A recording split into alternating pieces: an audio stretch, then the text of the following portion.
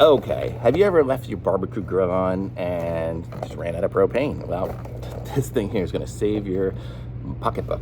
So what this thing is here is it's a shut-off timer for it. So look at this thing. I mean, it's like genius idea. I don't know whoever thought of this, but should have thought of it years ago. That's going to save everyone. They should make this thing mandatory for all of them. But I'm going to show you this box is empty. Oh, here's the information for it. It's by WORRIEZ. That's a good name because keeps you from worrying, but easy to install. It's plug and play, so super simple.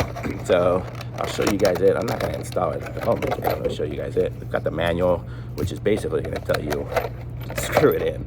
So you screw this side into the the female, and this one here into the male. You get it there. You set the timer, and it's like one of those old school timers. You can probably hear it clicking. I don't know where my microphone is on this thing here, but it just clicks, and then when it's done, it hits the end, and I don't think it dings. Oh, it just clicks. It just turns off. It doesn't ding like this old timers would do, but it totally works. It tells you how to install stuff to the grill, and then that would be to the tank. So, I mean, this is just the easiest, simplest way to do it, and it's going to shut off your propane for you, so you're just not going to end up wasting it all. So can't really do much better than that. Super awesome. And it's by WORRIEZ.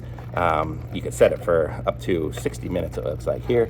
So if you're going to have a huge barbecue with lots of people, you probably won't be cooking for more than an hour. But even if you do, just reset it again. Once the gas stops, reset it again. So super cool. Save your propane. Thumbs up from me. Links in the description. Like this video, subscribe to my channel, and I'll be back with some more reviews soon.